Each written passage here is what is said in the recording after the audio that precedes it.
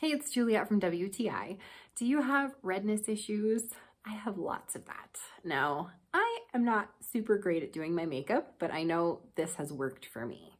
How I use it is I put it on the red areas and I kind of blot it on and then blend it just a little bit, not a lot. And what I like to do is let it sit there and dry before I move on to the next step.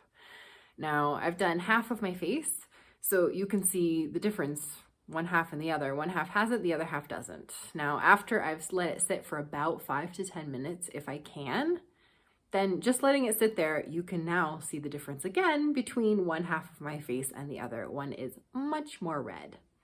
Now, after this phase, I just apply my foundation as I normally would. And now you can see my face. This under eye is a lot less red even after all day. And the acne scars are a lot more prominent on this side right here than they are on this side. And in person, it's a bigger difference. So this really does work. If you're looking for something to counteract redness, get this. And that's my point of view.